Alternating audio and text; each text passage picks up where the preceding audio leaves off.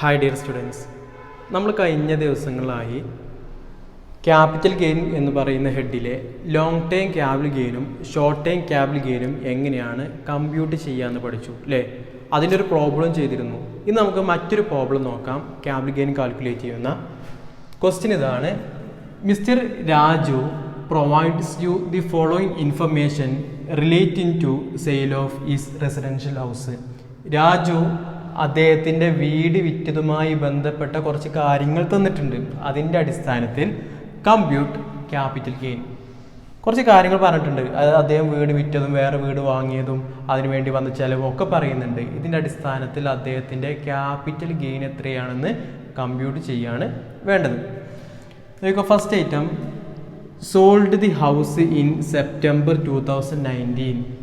September 2019 സെപ്റ്റംബറിൽ, അതായത് നമ്മുടെ ഇപ്പോഴുള്ള പ്രീവിയസ് ഇയറിൽ അല്ലേ. ഇപ്പോഴുള്ള പ്രീവിയസ് ഇയർ എന്ന് പറയുന്നത് എത്രയാണ്? 2019 ഏപ്രിൽ 1 മുതൽ 2020 മാർച്ച് 31 വരെയാണ്. ആ കാലയളവിൽ അദ്ദേഹം ഒരു വീട് വിറ്റു. എത്ര രൂപക്കാണ് വീട് വിൽക്കുന്നത്? 50,000 രൂപക്കാണ്. ഈ 50,000 രൂപ എന്ന് പറയുന്നത് എന്താണ്? ഫുൾ വാല്യൂ ഓഫ് കൺസിഡറേഷൻ ആയിട്ടാണ് നമ്മൾ എടുക്കുക അല്ലേ. നമുക്ക് വീട് വിറ്റപ്പോൾ ഏത് അസറ്റ് ആണെങ്കിലും അത് വിൽക്കുമ്പോൾ എന്താണോ ഇങ്ങോട്ട് കിട്ടുന്നത് അതാണല്ലോ ഫുൾ വാല്യൂ ഓഫ് കൺസിഡറേഷൻ. അപ്പോൾ ഇത് ഫുൾ വാല്യൂ ഓഫ് കൺസിഡറേഷൻ ആയിട്ട് എടുക്കുക. അടുത്ത item expenditure incurred in connection with transfer. അതായത് വിൽക്കാൻ വേണ്ടി അദ്ദേഹത്തിന് കുറച്ച് ചിലവ് വന്നിട്ടുണ്ട്. എത്ര രൂപ ചിലവ് വന്നത്? 25,000 രൂപയാണ് ചിലവ് വന്നത്. ഈ 25,000 രൂപ എന്താണ്? കോസ്റ്റ് ഓഫ് ട്രാൻസ്ഫർ ആണ്. കോസ്റ്റ് ഓഫ് ട്രാൻസ്ഫർ എന്നുള്ള ഭാഗത്ത് ചെയ്തെടുക്കണം. കണക്ഷൻ ഇൻകേർഡ് അല്ലെങ്കിൽ expenditure incurred with connection with transfer എന്ന് പറയുന്ന 25,000 രൂപ എടുക്കണം കോസ്റ്റ് ഓഫ് ട്രാൻസ്ഫറിൽ. അടുത്തത് ഹൗസ് പർച്ചേസ്ഡ് ഇൻ ജനുവരി 1987. ഇയാൾ വീട് പർച്ചേസ് ചെയ്തത് എന്നാണ്? 1987. ഏത് വീട്? ഇപ്പം ഇയാൾ വിറ്റ വീട് പർച്ചേസ് ചെയ്ത് 1987. അതിൻ്റെ അർത്ഥം ഈ വീട് അല്ലെങ്കിൽ നമ്മൾ കമ്പ്യൂട്ട് ചെയ്യേണ്ടത് ക്യാപിറ്റൽ ഗെയിനിൽ ഏതാണ്? ലോങ് ടേം ക്യാപിറ്റൽ ഗെയിൻ ആണ് അല്ലേ. കാരണം 3 വർഷത്തേക്കാൾ കൂടുതൽ കഴിഞ്ഞതിന് ശേഷമാണ് അദ്ദേഹം ഇത് വിൽക്കുന്നത്. അതുകൊണ്ട് ഇത് നമുക്ക് കാൽക്കുലേറ്റ് ചെയ്യേണ്ടത് ലോങ് ടേം ക്യാപിറ്റൽ ഗെയിൻ ആണെന്ന് കിട്ടി. അതുപോലെ തന്നെ അന്ന് അദ്ദേഹം ഈ വീട് വാങ്ങിയത് 2,40,000 രൂപക്കാണ്. ആ വീടാണ് ഇപ്പോൾ 50 ലക്ഷം രൂപക്ക് വെക്കുന്നത്. പക്ഷെ അന്ന് 2,40,000 രൂപ കൊടുത്തിട്ടുണ്ടെങ്കിൽ ഇന്ന് ആ 2,40,000 രൂപ കൊടുത്തു കഴിഞ്ഞാൽ അങ്ങനത്തെ ഒരു വീട് കിട്ടില്ല. അന്നത്തെ പൈസയുടെ മൂല്യം ഇപ്പോൾ ഇല്ല. അപ്പോൾ അന്നത്തെ 2,40,000 രൂപയെ ഇന്നത്തെ വിലയിലേക്ക് കൺവേർട്ട് ചെയ്യണം. പക്ഷേ നമുക്കറിയാം 2001 ഏപ്രിൽ 1 മുമ്പാണ് ഏതെങ്കിലും ക്യാപിറ്റൽ അസറ്റ് അക്വയർ ചെയ്തതെങ്കിൽ എന്നത്തെ വിലയാണ് ട്രീറ്റ് ചെയ്യേണ്ടത്? 2001 ഏപ്രിൽ 1 ഏതാണോ വില ആ വിലയാണ് ട്രീറ്റ് ചെയ്യേണ്ടത് അല്ലേ. അപ്പോൾ ഇത് ക്വസ്റ്റ്യനിൽ നമുക്ക് ഇനി 2001 ഏപ്രിൽ 1 വില ഒന്നും പറഞ്ഞില്ല വിചാരിക്കാം. ഒന്നും പറഞ്ഞിട്ടില്ല എന്നുണ്ടെങ്കിൽ ഈ വില തന്നെയാണ് 2001 ഏപ്രിൽ 1 എന്ന് അസ്യൂം ചെയ്തിട്ടാണ് പ്രോബ്ലം ചെയ്യേണ്ടത്. 2001 ഏപ്രിൽ 1 വില ക്വസ്റ്റ്യനിൽ തന്നില്ല എങ്കിൽ ഈ വില 2,40,000 രൂപ 1987 വില തന്നെയാണ് 2001 എന്ന് അസ്യൂം ചെയ്തിട്ടാണ് പ്രോബ്ലം ചെയ്യേണ്ടത്. പക്ഷേ ചില ക്വസ്റ്റ്യൻ ഇതേപോലെ പറയും fair market value on 1/4/2001 1 April 2001 is 4,20,000. Fair market value എന്ന് 2001 ഏപ്രിൽ 1 ആ വീടിൻ്റെ ഫെയർ മാർക്കറ്റ് വാല്യൂ എന്ന് പറയുന്നത് 4,20,000 രൂപയാണെന്ന് പറഞ്ഞു. അപ്പോൾ ഇനി ഏത് വാല്യൂ എടുക്കേണ്ടത്? ഈ 4,20,000 അല്ല 4,20,000 രൂപ തന്നെ. 4,20,000 രൂപ തന്നെ. എന്നാൽ ഇത് പറഞ്ഞിട്ടില്ല. ഇങ്ങനെ ഒരു ഐറ്റമേ ക്വസ്റ്റ്യൻ ഇല്ലാന്നുണ്ടെങ്കിൽ ഈ ഐറ്റം ഈ 2,40,000 രൂപ എടുത്തിട്ടാണ് പ്രോബ്ലം ചെയ്യേണ്ടത്. പക്ഷെ ഇവിടെ ഫെയർ മാർക്കറ്റ് വാല്യൂ തന്നു. അതുകൊണ്ട് അവിടെ കൺഫ്യൂഷൻ ഒന്നും വേണ്ട. ഈ 4,20,000 എന്ത് ചെയ്യുക? ഇന്നത്തെ വിലയിലേക്കാണ് കൺവേർട്ട് ചെയ്യേണ്ടത്. അടുത്തായിട്ടതാണ് purchased another residential house in January 2020. 2020 ജനുവരിയിൽ അദ്ദേഹം മറ്റൊരു വീട് വാങ്ങിയിട്ടുണ്ട്. നമുക്കറിയാം ഒരു റെസിഡൻഷ്യൽ ഹൗസ് ട്രാൻസ്ഫർ ചെയ്ത് മറ്റൊരു റെസിഡൻഷ്യൽ ഹൗസ് വാങ്ങിക്കുകയാണെങ്കിൽ സെക്ഷൻ 54 പ്രകാരം നമുക്ക് ഡിഡക്റ്റ് ചെയ്യാൻ പറ്റും. എക്സംഷൻ കിട്ടും. അതിന് കണ്ടീഷൻ ഉണ്ട്. എന്താണ് കണ്ടീഷന്? നമ്മൾ പുതിയ അല്ലെങ്കിൽ നമ്മളെ പഴയ വീട് വിൽക്കുന്നതിൻ്റെ 1 വർഷം മുമ്പെങ്കിലും വിറ്റതോ, അതല്ലെങ്കിൽ ഈ പഴയ വീട് വിറ്റ് 2 വർഷത്തിനുള്ളിലെങ്കിലും പുതിയ വീട് വാങ്ങുകയോ ചെയ്യുകയാണെങ്കിൽ മാത്രം. എങ്ങനെയാണ്? ഇപ്പോൾ 2019 വിൽക്കുകയാണെങ്കിൽ 2018 1 വർഷം മുമ്പ് വരെ മുമ്പ് വാങ്ങിയതാവാം, അതല്ലെങ്കിൽ 2 വർഷം കഴിഞ്ഞിട്ട് വാങ്ങുന്നതാവാം, 2 വർഷം കഴിഞ്ഞിട്ട് 2 വർഷത്തിനുള്ളിൽ വാങ്ങുന്നതും ആവാം. അതാണ് നമ്മൾ ആ കണ്ടീഷനിൽ പഠിച്ചിരുന്നു. അങ്ങനെയാണെങ്കിൽ നമുക്ക് ആ വീടിൻ്റെ എമൗണ്ട് നമുക്ക് എന്ത് ചെയ്യാൻ പറ്റും, ക്യാപിറ്റൽ ഗെയിനിൽ നിന്നും ഡിഡക്റ്റ് ചെയ്യാൻ പറ്റും. നോക്കാം, ഇവിടെ നമ്മൾ പറഞ്ഞത് purchased another residential house in January 2020. അതായത് ഇവിടെ സെപ്റ്റംബറിൽ അദ്ദേഹത്തിൻ്റെ വീട് വിറ്റു അല്ലേ, ഒക്ടോബർ, നവംബർ, ഡിസംബർ, ജനുവരി 4 മാസം കഴിഞ്ഞപ്പോൾ തന്നെ അയാൾ പുതിയൊരു വീട് വാങ്ങിയിട്ടുണ്ട് 10,50,000 രൂപ കൊടുത്ത്. അപ്പോൾ നമുക്ക് ആ എമൗണ്ട് ഡിഡക്റ്റ് ചെയ്തുകൂടെ 54 പ്രകാരം അല്ലേ? പക്ഷെ നേരെ തിരിച്ച് ഒരു 2 വർഷം കഴിഞ്ഞിട്ടുള്ള ഡേറ്റ് ആണ് പറഞ്ഞിരുന്നുവെങ്കിൽ നമുക്ക് ഡിഡക്റ്റ് ചെയ്യാൻ പറ്റില്ല. 2 വർഷം കഴിഞ്ഞിട്ടുള്ള ഡേറ്റ് ആണ് തന്നിരുന്നെങ്കിൽ ഡിഡക്റ്റ് ചെയ്യാൻ പറ്റൂല. അതുപോലെ തന്നെ ഈ 2019 സെപ്റ്റംബറിന് മുമ്പുള്ള 1 വർഷത്തേക്കാൾ മുമ്പുള്ള, അതായത് 2018 ഓഗസ്റ്റ് ആണ് തന്നിരുന്നെങ്കിൽ നമുക്ക് ഡിഡക്റ്റ് ചെയ്യാൻ പറ്റില്ല. നമുക്ക് എങ്ങനെ പറ്റുള്ളൂ, മുമ്പിലേക്കൊരു വർഷം, അത് വിറ്റ് കഴിഞ്ഞതിന് ശേഷം 2 വർഷം വരെയുള്ള കാലയളവിൽ പുതുത് വാങ്ങിയിട്ടുണ്ടെങ്കിൽ നമുക്കത് ഡിഡക്റ്റ് ചെയ്യാൻ പറ്റും. അതുകൊണ്ട് ഡിഡക്ഷൻ അണ്ടർ സെക്ഷൻ 54 പ്രകാരം ഈ 10,50,000 രൂപ നമുക്ക് ഡിഡക്റ്റ് ചെയ്യാൻ പറ്റും.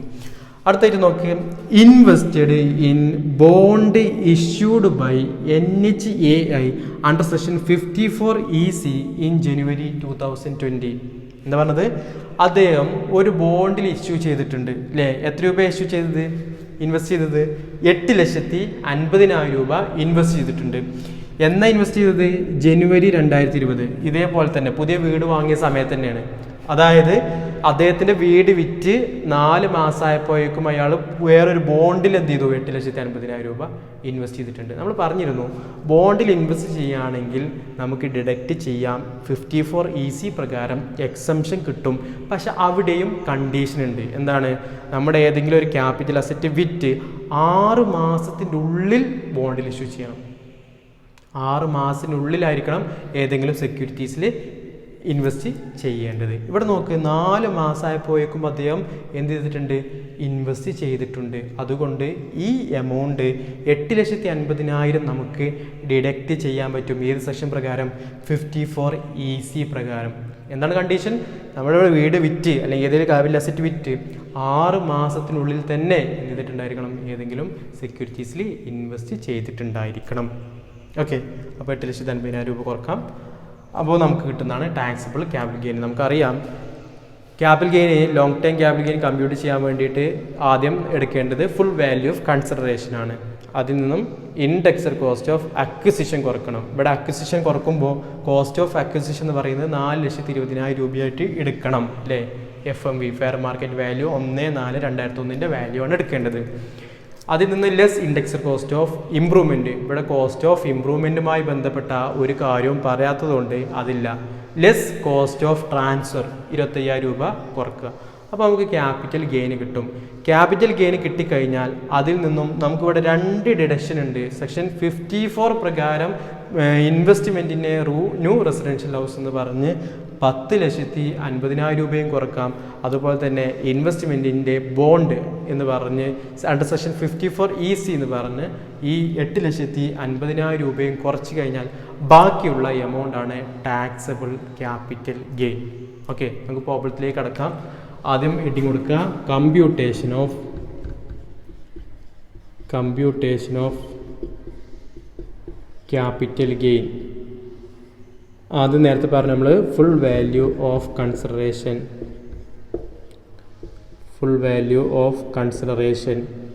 ഇത്രയും full value of consideration 50 lakh രൂപക്കാണ് നമ്മൾ വീട് വിറ്റത്. 50 lakh less indexed cost of acquisition.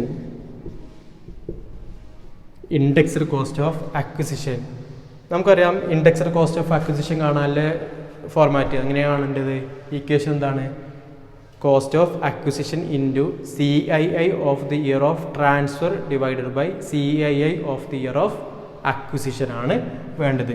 ഇവിടെ നമ്മൾ ട്രാൻസ്ഫർ ചെയ്യുന്നത് 2019-20 വർഷത്താണ്. അപ്പോൾ CII എന്ന് പറയുന്നത് 289 ആണ്.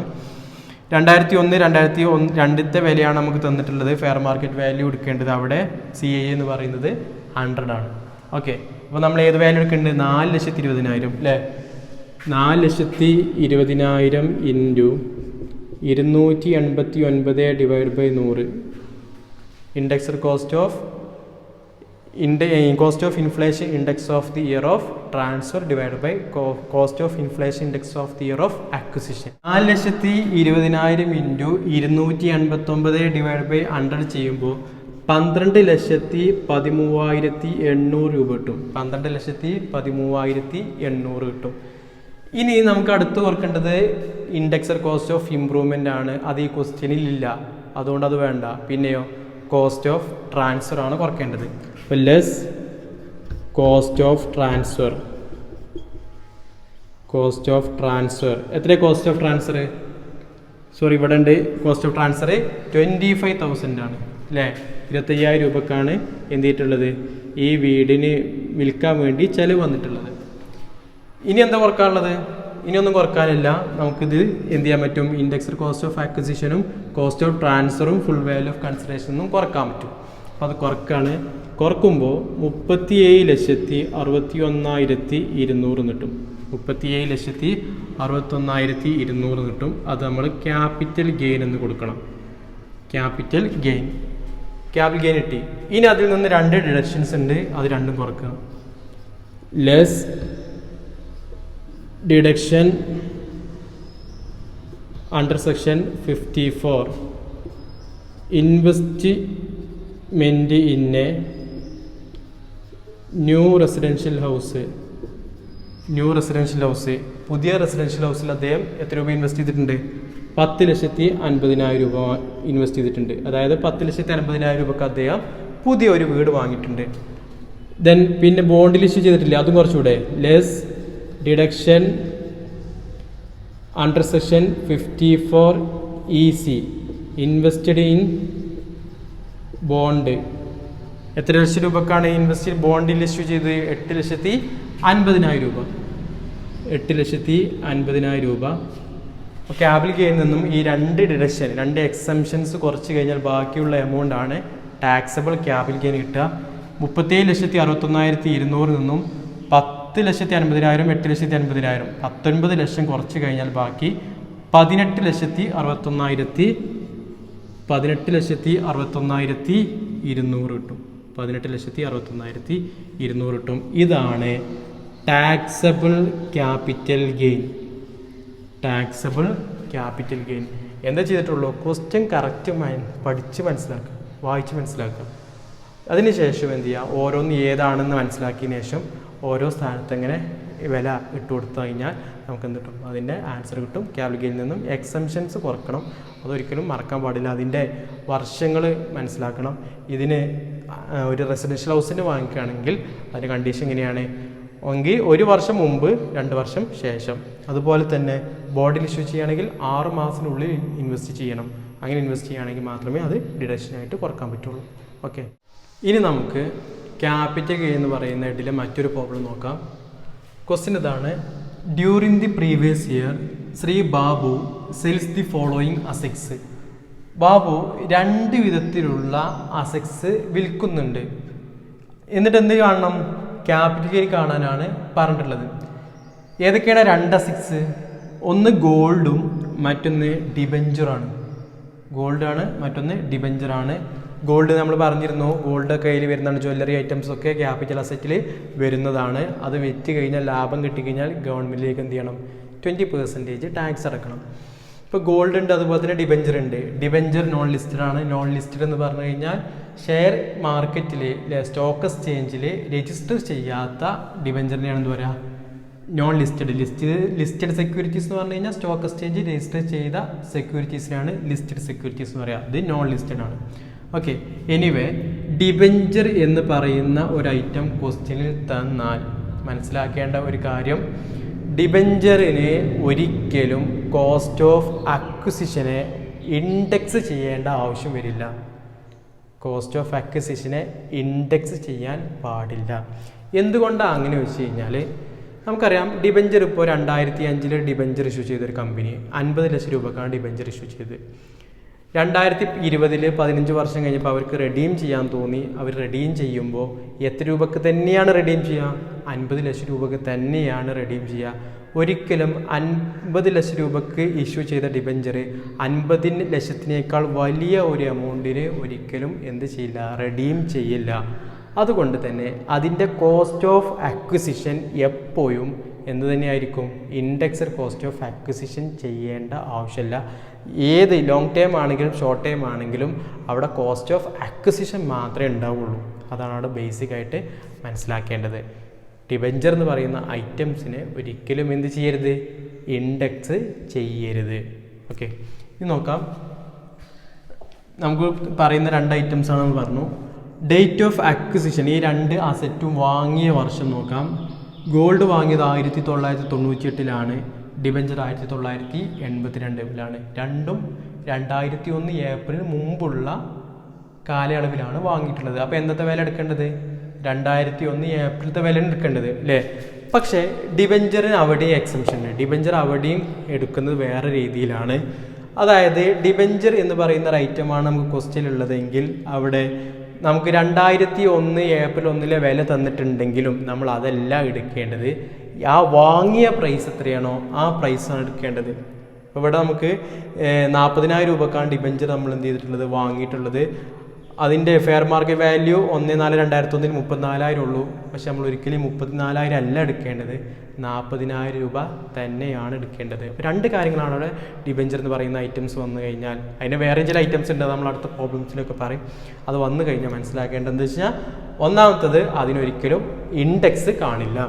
രണ്ടാമത്തത് fair market value on 1 April 2001 തന്നിട്ടുണ്ടെങ്കിലും അത് അക്വയർ ചെയ്ത പ്രൈസ്, ഇവിടെ അക്വയർ ചെയ്ത പ്രൈസ് എത്രയാണ്? 40,000 രൂപയാണ്. ആ 40,000 രൂപ തന്നെ എടുക്കേണ്ടതുള്ളൂ. ഒരിക്കലും അതിനെ ഫെയർ മാർക്കറ്റ് വാല്യൂവും എടുക്കേണ്ടതില്ല, ഇൻഡെക്സ് ചെയ്യേണ്ടതും ഇല്ല. ഓക്കെ, അടുത്തായിട്ട് നോക്കുക. Date of sale.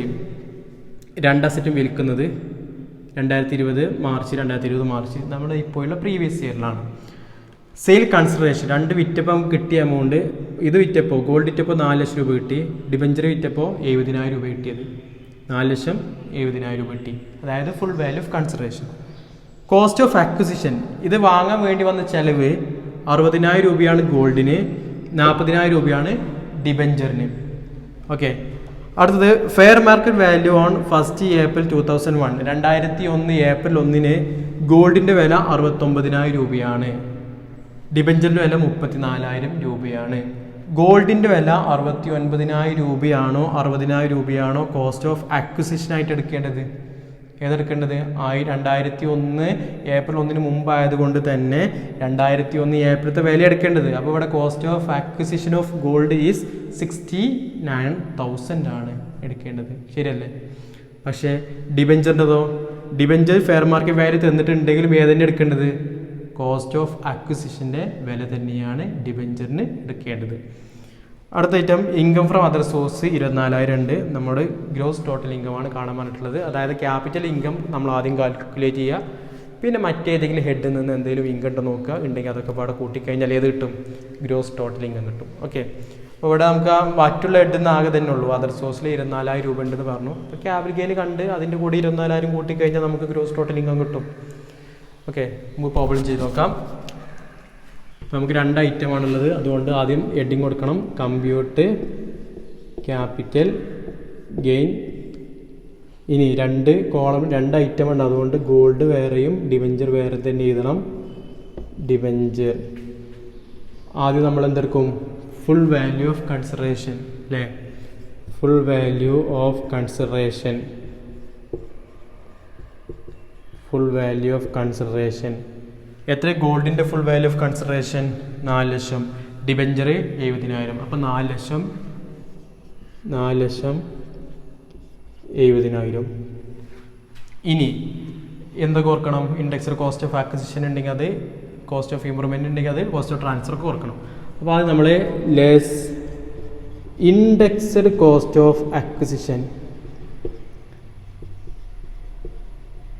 ഇൻഡെക്സഡ് cost of acquisition. ഇവിടെ നമ്മൾ പറഞ്ഞു ഡിബഞ്ചറിനെ ഒരിക്കലും ഇൻഡെക്സ് ചെയ്യാൻ പാടില്ല, അതുകൊണ്ട് ഗോൾഡിൻ്റെ മാത്രം ഇൻഡെക്സ് ചെയ്ത് കാണുകയാണ്. ഇപ്പോൾ ഗോൾഡിൻ്റെ കോസ്റ്റ് ഓഫ് അക്വിസിഷൻ എന്ന് പറയുന്നത് 60,000 രൂപയാണ്. പക്ഷേ 2001 ഏപ്രിൽ അതിൻ്റെ വില 69,000 രൂപയാണ്. അപ്പോൾ എന്ത് ചെയ്യണം? 69,000-ത്തിനല്ലേ കൺവേർട്ട് ചെയ്യേണ്ടത്. അപ്പോൾ നമ്മൾ കൺവേർട്ട് ചെയ്യാണ് 69,000 into CII of the year of transfer. ഈ വർഷത്തെ CII നമുക്കറിയാം 289 ആണ്. ഈ വർഷം എന്ന് പറഞ്ഞാൽ നിലവിലുള്ള പ്രീവിയസ് ഇയർ.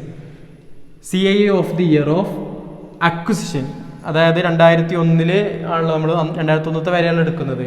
അന്നത്തെ CII എന്ന് പറയുന്നത് 100 ആണ്. അത് ചെയ്യുമ്പോൾ എത്ര കിട്ടും? 69,000 ഇൻറ്റു 289 ഡിവൈഡഡ് ബൈ 100 ചെയ്യുമ്പോൾ 1,99,410 കിട്ടും. 1,99,410 കിട്ടും. ഇനി ഡിബെഞ്ചറിൻ്റെ ഇൻഡെക്സ് അല്ല, അതുകൊണ്ട് നമ്മൾ വേറെ തന്നെ ഇതാണ് ലെസ്, ഇൻഡെക്സ് ചെയ്യാൻ പാടില്ലല്ലോ, അതുകൊണ്ട് ലെസ് കോസ്റ്റ് ഓഫ് അക്വിസിഷൻ ഇതാണ്. കോസ്റ്റ് ഓഫ് അക്വിസിഷൻ, ഡിബെഞ്ചറിൻ്റെ കോസ്റ്റ് ഓഫ് അക്വിസിഷൻ എന്ന് പറയുന്നത് എത്രയാണ്? കോസ്റ്റ് ഓഫ് അക്വിസിഷൻ 40,000 രൂപയാണ്. അതിൻ്റെ ഫെയർ മാർക്കറ്റ് വാല്യൂ 1 ഏപ്രിൽ 2000 34,000 ഉണ്ട്, 34,000 ഉണ്ട്. നമ്മൾ ഏതെടുക്കാൻ പാടില്ല? 34,000 എടുക്കാൻ പാടില്ല. കോസ്റ്റ് ഓഫ് അക്വിസിഷൻ്റെ എമൗണ്ട് മാത്രമേ എടുക്കാൻ പാടുള്ളൂ. അതുകൊണ്ട് അവിടെ നമ്മൾ 40,000 നേടി. ഓക്കെ. ഇനി ഇൻഡെക്സിൽ കോസ്റ്റ് ഓഫ് ഇമ്പ്രൂവ്മെൻറ്റ് കോസ്റ്റിൽ തരാത്തതുകൊണ്ടില്ല, കോസ്റ്റ് ഓഫ് ട്രാൻസ്ഫറും കോസ്റ്റിലില്ല. അതുകൊണ്ട് നമ്മൾ ലെസ് ചെയ്യാണ്. 4,00,000 നിന്നും 1,99,410 കുറച്ച് കഴിഞ്ഞാൽ ബാക്കി എത്ര ഉണ്ടാവും?